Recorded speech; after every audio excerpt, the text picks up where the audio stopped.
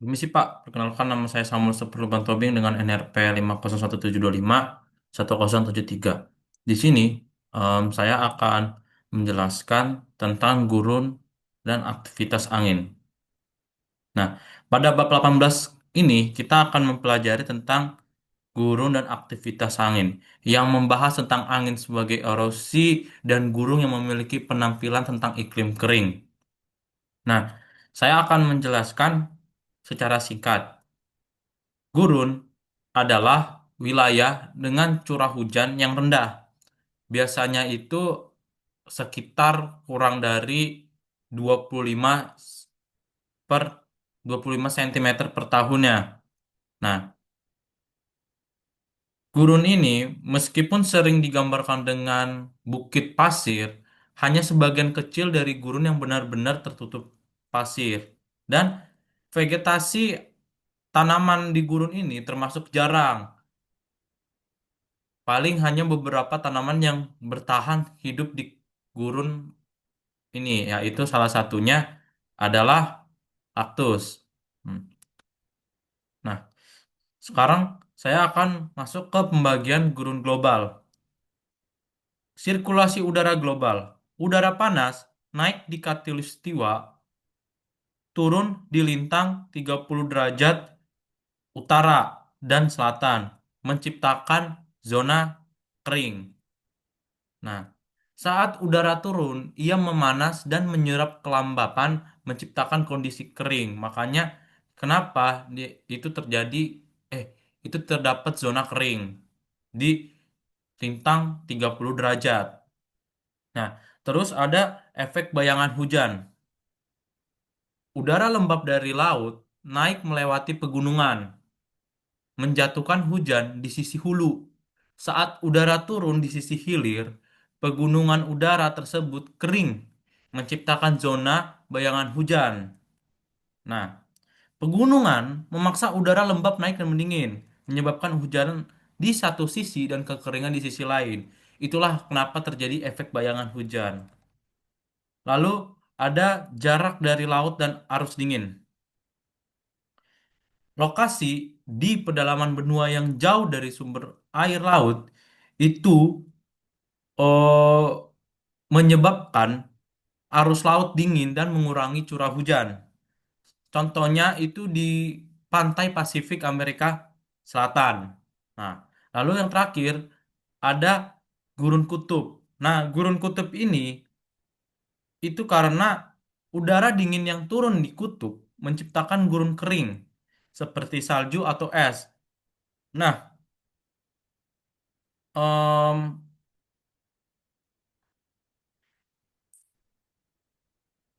karena udara yang dingin ini dia itu menciptakan gurun kering, lalu mengurangi kemampuan udara menampung uap air yang menyebabkan sedikitnya hujan di pantai. Nah, seperti itu, Pak. Nah, jika saya masuk pada gambar ini adalah salah satu dataran tinggi di dataran tinggi Colorado. Nah, ditandai oleh lapisan batuan sedimen datar yang terangkat tinggi. Nah, sebagian besar itu penyebabnya itu karena sebagian besar curah hujan berasal dari air yang menguap dari laut.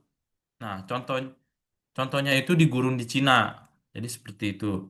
Nah, fitur khasnya ini ya itu datarannya tinggi, mesa atau bukit luas berpuncak datar atau bute, bukit sempit dan tebing curam. Nah, ini salah satu gambar yang saya dapatkan dari AI. Nah, prompt, ba- basin and range. Jadi ditandai oleh pegunungan terjal yang dipisahkan oleh lembah datar akibat patahan kerak bumi. Nah, fitur biasanya fiturnya itu yang khasnya itu adalah kipas aluvial, gabungan kipas aluvial dan danau playa. Nah, jadi seperti itu, Pak.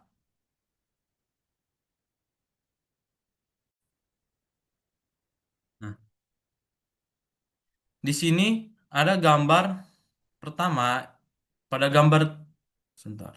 Nah, pada gambar 18.2 itu terdapat pola sirkulasi udara global. Nah, ini itu adalah gimana sirkulasi atau pola-pola udara global ini berjalan. Dan ini adalah yang mempengaruhi mengapa gurun terbentuk di lokasi-lokasi tertentu, yaitu di 30 derajat. Nah, panah biru menunjukkan pergerakan, panah biru vertikal ini menunjukkan pergerakan udara naik dan turun di atmosfer. Nah, panah merah ini itu menunjukkan arah angin yang bertiup di permukaan bumi. Nah, garis lintang ya untuk menandai garis khatulistiwa yaitu 30 derajat lintang utara dan 30 derajat lintang selatan. Nah, em, mekanisme singkatnya, khatulistiwa itu menerima panas matahari secara langsung sehingga udara di wilayah ini memanas dan naik ditunjukkan daripada gambar yang warna panah biru yang mengarah keluar. Nah, yang mana ya? Oh, yang ini. Nah, saat udara naik, ia mengembang dan mendingin, melepaskan kelembapan dalam bentuk awan dan hujan. Nah, inilah yang menyebabkan Katulistiwa itu memiliki curah hujan tinggi dan hujan tropis. Itu di daerah Katulistiwa, Pak. Nah, pada lintang 30 derajat utara maupun selatan, itu setelah naik di Katulistiwa, udara akan bergerak ke arah utara dan selatan di lapisan atmosfer. Udara ini lalu turun kembali ke permukaan bumi dengan eh, lintang sekitar 30 derajat utara dan selatan. Nah, sehingga saat udara turun, udara tersebut terkompresi oleh berat atmosfer di atasnya, sehingga menyebabkan suhu udara meningkat. Udara yang meningkat ini mampu menampung banyak uap air, sehingga terjadi penguapan atau evaporasi yang tinggi dari permukaan tanah. Kondisi ini membuat hujan sangat jarang terjadi karena kelembapan tidak dikembalikan di bumi. Nah, jadi itulah eh, kenapa terdapat udara kering pada gurun pasir. Nah, lanjut. em, ini adalah eh, nah, gambar distribusi gurun nonpolar di dunia. Nah, itu sebagian besar itu terletak di zona 30 derajat LU dan 30 derajat LS atau lintang selatan.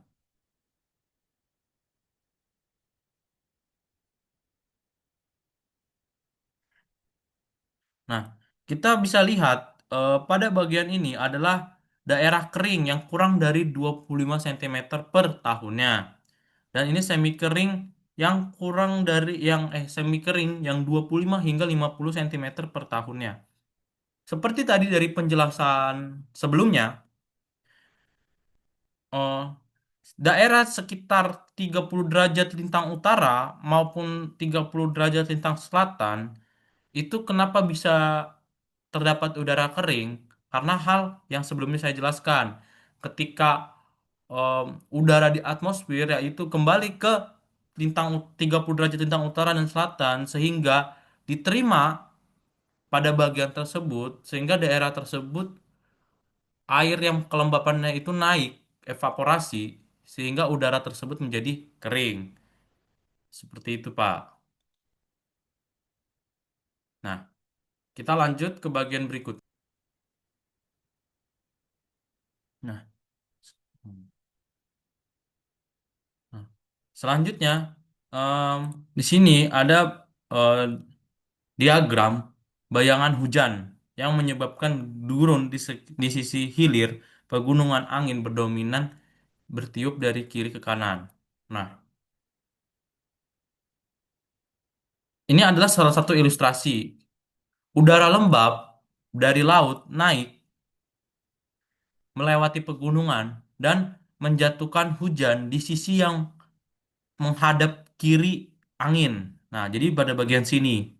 Saat udara turun pada udara kering, sisi kanan atau sebaliknya, itu udara tersebut menjadi panas atau kering, menciptakan wilayah gurun di sisi hilir pegunungan itu menjadi kering karena penguapan dan kompresi dan pemanasan. Ini menyinggung ke pembahasan gambar yang sebelumnya yang terkait mengapa sekitar 30 derajat lintang utara maupun selatan itu eh, terdapat udara kering. Nah, salah satunya itu diakibatkan oleh penguapan dari kompresi dan pemanasan. Nah,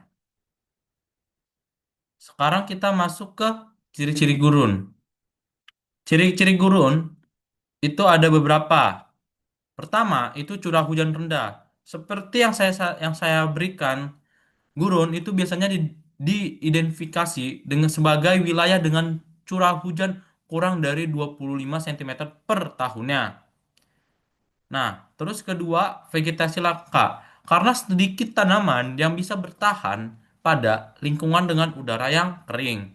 Sehingga sebagian besar gurun itu terlihat gersang. Hanya beberapa tanaman yang adaptif atau bisa bertahan pada kondisi tersebut. Nah, ini adalah karakteristik unik gurun.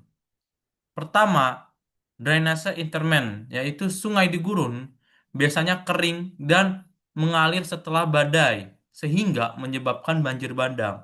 Karena udara yang kering menyebabkan evaporasi, sehingga sungai yang mengalir itu biasanya kering. Lalu kedua, banjir bandang.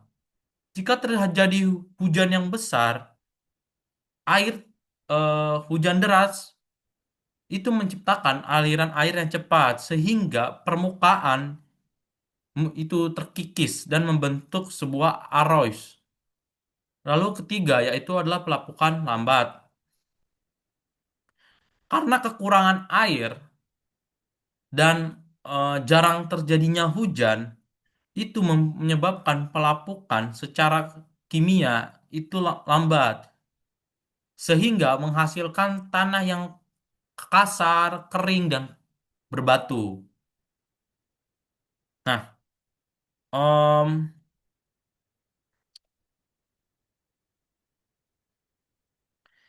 ini adalah peristiwa yang terjadi ketika banjir bandang melanda pada 15 Agustus 2004 di Taman Nasional Death Valley. Nah, hujan lebat yang menyebabkan curah hujan dalam 20 menit menyebabkan dua orang tewas dalam banjir bandang tersebut dan badai menyebabkan kerusakan parah pada jalan dan saluran air dan pembuangan nasional. Nah, kenapa bisa terjadi hujan kenapa terjadi banjir bandang itu seperti yang tadi saya bilang itu karena hujan yang deras dan karena tanahnya yang keras itu menciptakan aliran air cepat. Tanah yang keras ini diakibatkan karena udara yang kering sehingga tidak adanya pelapukan. Nah, seperti itu. Lalu, di sini ada pada gambar 18.6, yaitu topografi Badlands, punggungan tajam dan saluran yang berbentuk V, yang tererosi pada batuan lempung di daerah kering dengan tanaman yang jarang, atau Taman Nasional Badlands South Dakota. Nah, ini adalah vegetasi salah satunya di gurun, yaitu di mana tanaman tumbuh itu sangat jarang karena suhu udara yang kering sehingga tanaman tidak bisa langsung beradaptasi. Jadi hanya tanaman-tanaman tertentu. Salah satunya yang saya tahu adalah tanaman kaktus.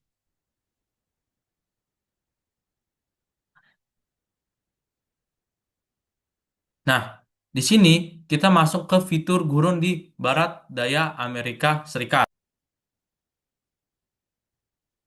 Dataran tinggi di Colorado terletak di Four Corners dengan batuan sedimen datar di ketinggian lebih dari 1.500 meter yang tererosi membentuk mesa dan buttes. Nah, terus Provinsi Basin and Range itu pegunungan terjal yang dipisahkan oleh lembah datar dan dibatasi oleh patahan yang mencakup Nevada dan sebagian negara bagian tetangga. Nah, di sini ada beberapa pembentukan lahan gurun. Pertama adalah van aluvial, itu material batu dari pegunungan yang diendapkan di dasar lembah oleh banjir bandang. Lalu kedua ada playa, danau sementara di lantai lembah yang mengering meninggalkan lapisan lumpur atau garam. Terus ada bajada, yaitu permukaan luas landai yang terbentuk dari penggabungan van aluvial. Terus ada pedimen, permukaan landai yang terpotong ke batuan padat gunung yang berkembang dari badaja. Nah, di sini adalah gambar tentang Plateau Colorado dan Provinsi Basin and Range di barat daya Amerika Serikat. Nah, pada warna biru itu adalah wilayah dengan dataran yang tinggi dengan lapisan batuan sedimen datar. Terus pada warna kuning dan merah ini adalah wilayah dengan pegunungan yang terjal dan lembah datar yang terbentuk akibat patahan kerak bumi. Nah, di sini adalah pada gambar ini ada terdapat dua, yaitu bentuk lahan khas dataran tinggi Colorado dan penarikan erosi tebing di tepi dataran tinggi. Nah, kita bisa melihat, oh, saya akan jelaskan sedikit, Pak. Di sini ada mesa, ada bate atau bukit. Nah, mesa itu adalah bukit luas dengan puncak datar yang tersisa setelah tebing di sekitarnya itu tererosi atau mundur akibat erosi. Nah, di sini ada bukit atau bute yang lebih sempit dan kecil daripada mesa yang merupakan sisa lanjutan dari erosi tersebut. Nah, ini adalah lapisan batu yang terkena erosi sehingga penarikan tebing itu mundur. Nah, ini adalah salah satu contoh peristiwanya. Penarikan erosi di tepi dataran tinggi yang meninggalkan mesa dan bukit batu sebagai sisa-sisa dataran tinggi. Nah, foto ini em, berasal dari Monumen Valley, Arizona. Nah, ini adalah sisa lapisan horizontal yang terdapat yang tahan terhadap erosi. Nah, ini adalah sisa-sisanya nih pada bagian sini, Pak, pada bagian atasnya. Jadi mereka tahan terhadap erosi.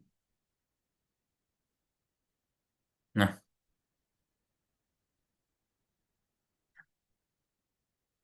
ini adalah bentuk lahan akibat monoklin. Nah, kita bisa lihat ini adalah diagram Hochberg dan Cuesta. Nah, diagram ini itu menunjukkan erosi pada lipatan batuan monoklin. Lapisan batuan keras yang miring akan membentuk punggungan. Nah, Hawkback sendiri itu adalah punggungan tajam dengan lereng yang curam. Sedangkan Cuesta itu adalah punggungan dengan satu sisi curam dan satu sisi landai. Jadi dia terdapat dua sisi. Nah, di sini penjelasannya, lipatan monoklin berundak sering tererosi sehingga lapisan batuan yang tahan erosi membentuk Hawkback dan Cuestas atau fitur-fitur unik lah yang tidak unik bagi gurun. Nah, ini adalah salah satu contoh penampakan alam yang memperlihatkan kita tentang lipatan monoklin. Nah, ini itu eh, di Mexican Hat Utah. Batuan di bagian atas dan bawah horizontal, sedangkan batuan di tengah miring dan tajam. Jadi kita lihat pada bagian atas dan bawah ini adalah horizontal, sedangkan di tengah-tengahnya itu miring. Nah, lapisan batuan sedimen ini terlipat seperti tangga dengan batuan horizontal yang atas dan bawahnya pada atas dan bawah. Nah, yang tadi seperti yang saya jelaskan, Hawkback dan Questa. Nah, kalau menurut eh, pendapat saya, pada bagian sini itu adalah Questa dan di bagian sini ini adalah Hawkback. Jadi kenapa saya bisa bilang ini Questa dan di bawahnya adalah Hawkback? Itu karena dari eh, apa fiturnya. Jika Hawkback itu itu seperti curam. Nah, sedangkan Questa itu ada landai dan lalu curam. Seperti itu, Pak. Nah, lanjut kita ke eh, topografi basin and range di Death Valley, California. Nah, ini adalah foto Death Valley. Nah, terlihat pada depan itu terdapat dataran garam putih seperti warna-warna putih di sini. Itu adalah sisa dari danau kering atau biasa disebut dengan playa. Nah, kaki gunung ini, sebentar Pak, saya zoom. Kaki gunung ini membentuk seperti kipas aluvial, yaitu endapan sedimen yang terbawa dari sisa air pegunungan. Nah, kalau dari keterangan pada gambar, ini adalah pegunungan Panamit yang dibatasi oleh patahan menjulang lebih dari 3 kilometer di atas Death Valley dengan fan aluvial raksasa di kaki pegunungan sehingga menunjukkan pola aliran sungai yang bercabang. Nah, berarti bisa terdapat kesimpulan bahwa terdapat pola aliran atau terdapat air pada Death Valley ini.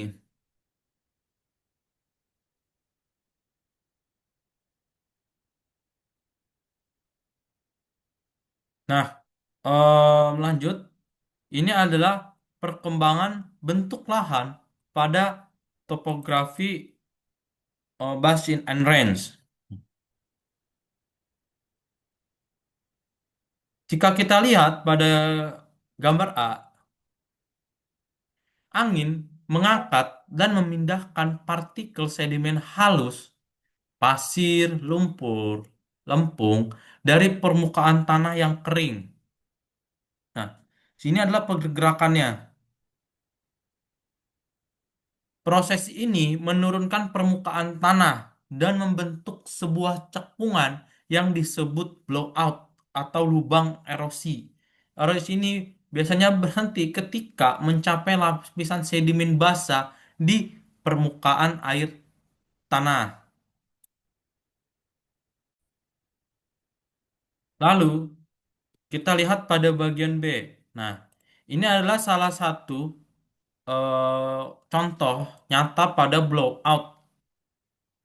Nah, pilar tanah yang berdiri tadi, yang terdapat di sini, di tengah-tengah ini, itu eh, itu pecah atau tererosi sehingga eh, terkikis-kikis dan ketinggian permukaan tanah asli itu sebelum angin mengikis sehingga menyebabkan penarikan tebing dan sedimen-sedimen itu keluar dari posisinya. Nah, lalu pada gambar ketiga, em, kita bisa lihat,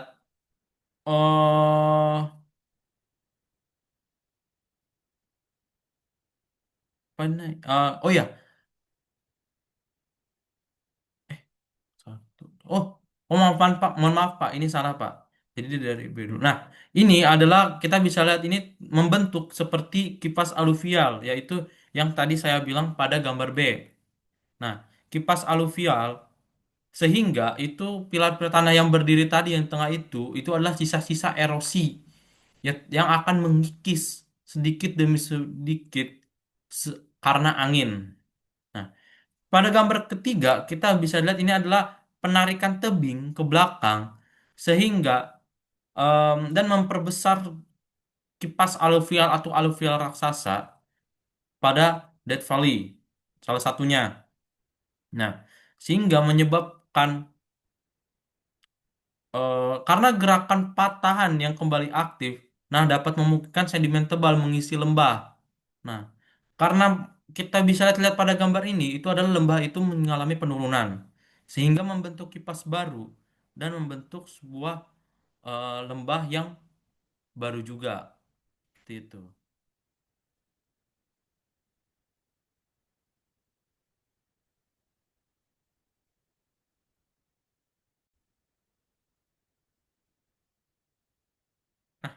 Ini adalah bendungan aluvial di dasar ngarai pegunungan Death Valley, California, yaitu dataran garam terlihat seperti dataran garam putih pada depan yang merupakan bagian dari Danau Playa.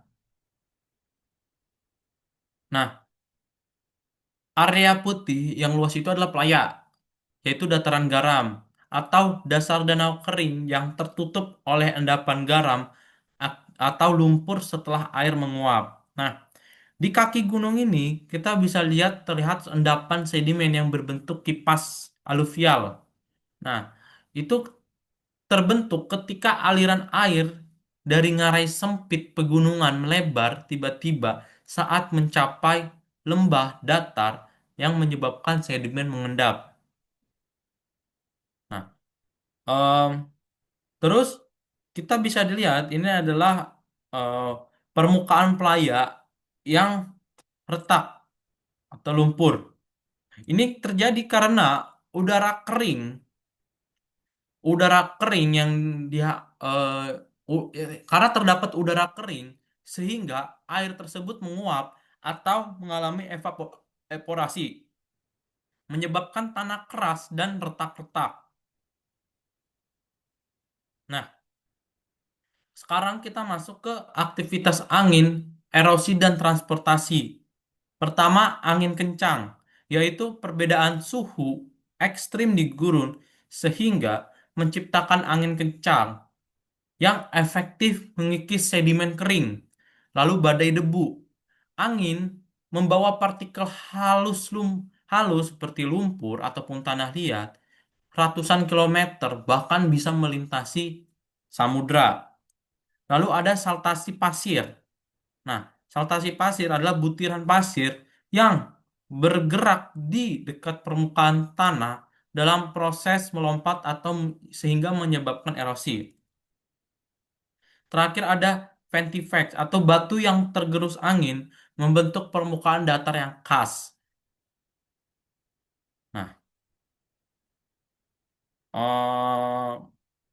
di sini adalah beberapa kejadian alam akibat peristiwa-peristiwa yang tadi saya beritahu, Pak.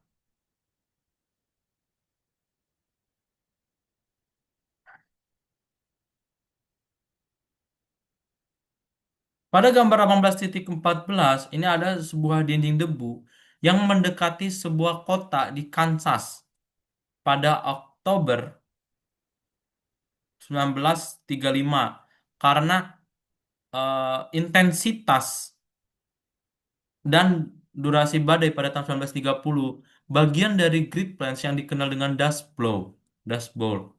Nah, ini eh, diakibatkan oleh angin kencang akibat perbedaan suhu ekstrim di gurun yang menciptakan angin kencang sehingga itu mengikis-ngikis sedimen dan menyebabkan sedimen itu terangkat. Nah,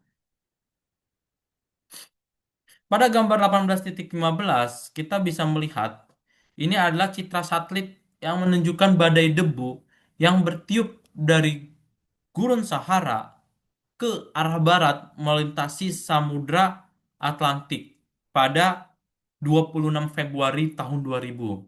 Sehingga membuktikan kapasitas angin untuk mengangkut sedimen halus seperti debu ataupun lumpur dalam suspensi melintasi jarak ratusan hingga ribuan kilometer.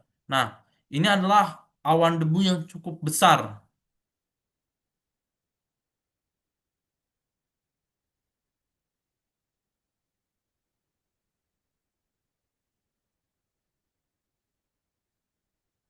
Nah, lanjut. Ini adalah eh, pada ada dua gambar. Yang pertama adalah erosi angin, pada gambar A, batu yang terkikis, yang mengikis lapisan bawah 1 meter dari formasi basal yang tererosi pada Death Valley. Nah, angin itu bisa menjadi salah satu agen pembawa erosi. Terlihat pada gambar tersebut bahwa angin ini seperti berbentuk mushroom, yaitu sehingga em, batu tersebut terkikis oleh angin. Nah, pada bagian B ini adalah tiang listrik dengan dasar yang dilapisi bahan tahan abrasi. Nah, bahan tahan abrasi untuk meminimalkan erosi angin. Jadi bahan abrasi ini tidak menghilangkan apa namanya? Menghilangkan em, menghilangkan ang- menghilangkan kemungkinan erosi, tapi hanya meminimalkan. Nah, di sini adalah gambar 18.17 di mana Ventifex yang tererosi oleh aksi pengikisan pasir kencang di Death Valley, California. Nah, angin dominan dari selatan dan utara telah membentuk permukaan berlekuk. Jadi kita bisa lihat dari permukaan ini bahwa angin itu bertiup dari kiri ke kanan sehingga sehingga mengikis kedua kedua benda ini sehingga kita bisa terlihat seperti miring permukaannya.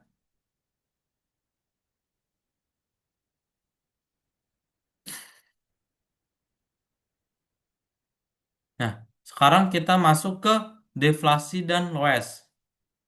Deflasi adalah pengangkatan partikel halus oleh angin sehingga dapat menurunkan permukaan tanah secara signifikan. Blowout itu adalah depresi di permukaan tanah akibat erosi angin yang menciptakan air tanah. Terus ada yang namanya loess, yaitu endapan lumpur dan tanah liat yang terbawa angin saat berpori dan subur.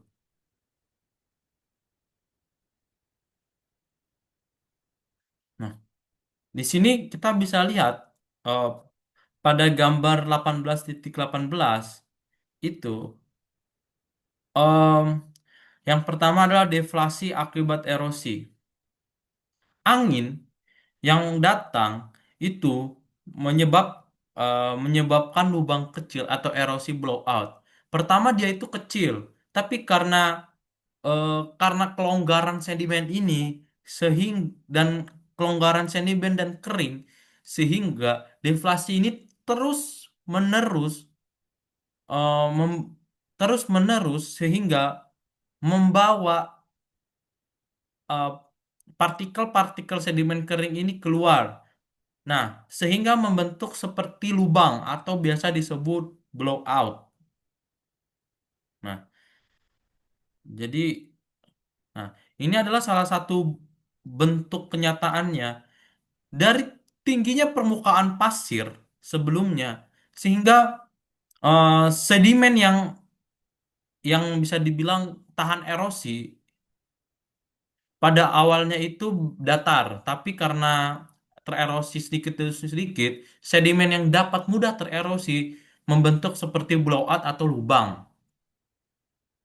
Nah, ini adalah salah satu foto yang memperlihatkan rumah yang digali langsung ke dalam tebing Loess di Tiongkok Tengah. Endapan Loess itu memiliki sifat yang unik, yaitu butirannya itu dapat saling mengunci atau kohesif, sehingga mampu berdiri tegak membentuk tebing vertikal tanpa runtuh. Tetapi struktur tapi tempat ini itu bisa rentan jika terjadi gempa bumi yang cukup besar.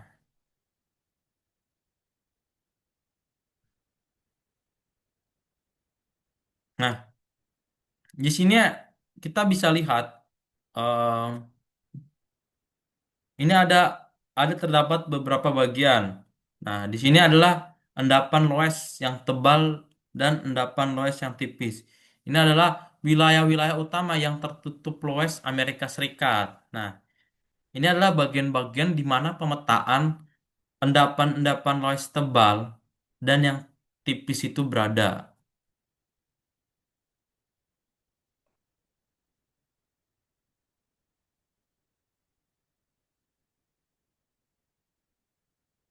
Nah, sebuah bukit pasir itu terbentuk. Oh, maaf, maaf Pak, kita ulangin. Di sini, pada gambar A, terdapat arah angin yang bertiup ke arah sisi landai dari sisi hulu. Nah, angin ini membawa butiran-butiran pasir yang menggelinding, sehingga karena permukaan yang licin, jadi jadi butiran-butiran pasir tersebut menggelinding atau melompat-lompat ke sisi lainnya. Nah, sehingga pasir yang terendap ini di sini membentuk pasir yang sebelah ini tererosi dan membawa partikel-partikel tersebut ke pasir yang terendap.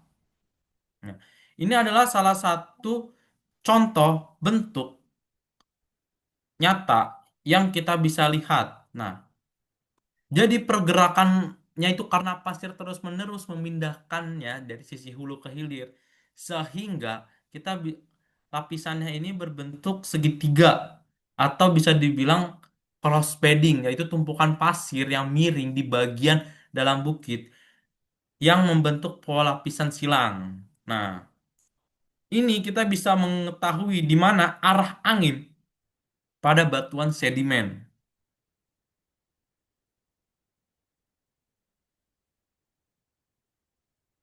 Nah, di sini adalah foto bukit pasir dengan di permukaan Monumen Valley Utah.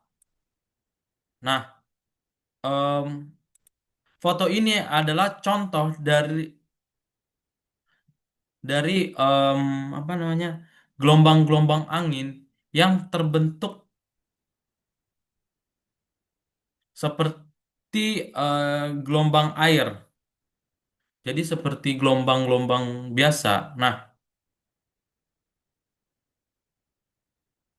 ini adalah salah satu bentuk kecil dari gelombang angin di permukaan pasir.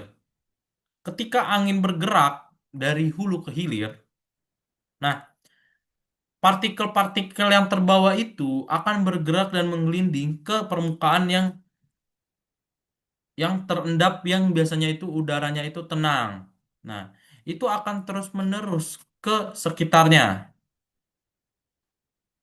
Jadi seperti itu, Pak. Nah, ini adalah salah satu em, gambar yang merangkum empat jenis utama bukit pasir berdasarkan arah angin. Pertama adalah barchan atau bentuk bulan sabit dengan ujung tanduk yang menghadap ke hilir atau arah angin yang terbentuk jika pasokan pasir terbatas dan permukaan tanah keras. Jadi, ketika angin bertiup ke atas, itu akan membentuk seperti gelombang, bukan seperti gelombang, apa namanya? Seperti bulan sabit ya, bulan sabit, di mana angin tersebut ada yang akan berputar dan mendorong partikel-partikel tersebut, partikel-partikel yang terkena. Nah, di sini seperti pusatnya dan sehingga akan berbentuk seperti bulan sabit.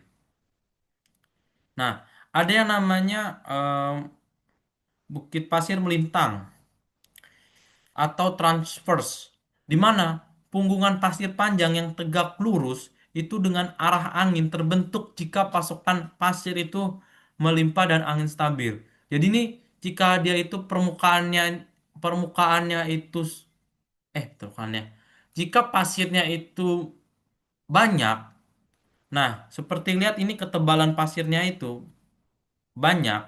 Nah, angin yang menghembusnya itu stabil akan membentuk seperti permukaan-permukaan seperti gelombang-gelombang. Nah, ini mirip-mirip seperti pada gelombang angin pada gambar 18.2. Terus yang ketiga ada bukit pasir parabola. Nah, dia itu berbentuk seperti U, di mana ketika angin yang berhembus yang biasanya itu terbentuk di daerah pesisir di mana vegetasi itu menahan bagian ujung pasir sementara bagian tengahnya terdorong. Nah, sehingga karena vegetasi ini menahan pasir dan angin-angin yang berhembus menciptakan seperti sebuah bentuk U yang yang kebalikan daripada bacaan akibat vegetasi yang menahan angin tersebut dan pasir-pasir. Nah, yaitu ada terakhir Bukit Pasir Memanjang atau longitudinal. Pegunungan pasir yang sejajar dengan arah angin memiliki jarak yang teratur dan bisa sangat panjang. Nah, ketika angin bertiup, terdapat gelombang atau seperti longitudinal angin sehingga membuat seperti kalau misalnya saya bisa simpulkan itu seperti taras ring. Jadi seperti itu, Pak. Nah, kita lanjut ke gundukan pembentukan dan pergerakan pasir. Gundukan pasir adalah tumpukan pasir lepas yang dibentuk oleh angin, terutama di daerah angin kencang dan pasokan pasirnya itu melimpah. Komposisinya itu biasanya terdiri dari butiran kuarsa, feldspar, ataupun gipsium, tergantung di mana sumber pelapukannya itu. Nah, strukturnya itu biasanya itu asimetris dengan lereng landai yang menghadap angin lereng, curam, atau miring ke sisi hilir. Nah, pergerakannya itu angin mengikis pasir dari lereng hulu dan menumpuk ke hilir, yang menyebabkan bukit pasir bergerak perlahan. Nih, yang pada bagian-bagian sini. Oh, nah, ini tadi penjelasan pada gambar sebelumnya, yaitu jenis-jenis bukit pasir. Pertama ada Barchan yang bentuk bulan sabit dan pasokan pasirnya itu terbatas dan itu biasanya itu tanduk ke hilir. Terus ada yang namanya parabola, yaitu cekung ke hilir, tanduk ke hulu, sering tertanam vegetasi dan pasokan pasirnya itu melimpah. Nah, ada yang namanya transversal, lurus, memanjang tegak lurus arah angin, di mana pasokan pasirnya itu melimpah. Dan ada longitudinal, yaitu punggungan simetris sejajar arah angin dominan yang bisa sangat tinggi dan panjang. Nah, ini adalah salah satu contoh foto udara dari Bukit Pasir Barcan di Taman Nasional Skeleton Coast Namibia. Angin yang bertiup itu akan terdapat seperti pusaran. Nah, sehingga akan membentuk gelombang seperti bulan sabit. Nah, ini adalah 18.25. Pada gambar 18.25 adalah gundukan pasir yang melintang di Monumen Nasional Great Sand Dunes di Colorado, yang dimana angin bertiup dari kanan ke kiri. Pada gambar ini terlihat angin itu bertiup dari permukaan ini sehingga membawa partikel-partikelnya itu ke sisi hilir atau di mana angin itu yang lebih tenang. Nah, di sini adalah pada gambar 18.26 itu di mana bukit pasir atau parabolik di Pismo Beach, California Tengah. Angin itu bertiup dari laut atau kiri ke kanan. Vegetasi menahan sisi-sisi bukit pasir sehingga bagian tengahnya itu terdorong lebih jauh ke dalam, menciptakan bentuk cekungan U yang tadi penjelasannya pada em, bagian bukit pasir parabola. Nah, ini ada bukit pasir longitudinal di Gurun Sahara. Nah, terlihat seperti ada garis-garis pasir lurus yang sangat panjang dan sejajar, yang terbentuk oleh angin yang memiliki variasi arah dominan sejajar dengan bukit pasir tersebut. Jadi, segitu saja, Pak, tentang bab 18 ini di pada judul Guru dan Aktivitas Angin. Terima kasih setelah menonton dan mohon maaf bila ada salah kata. Permisi, Pak.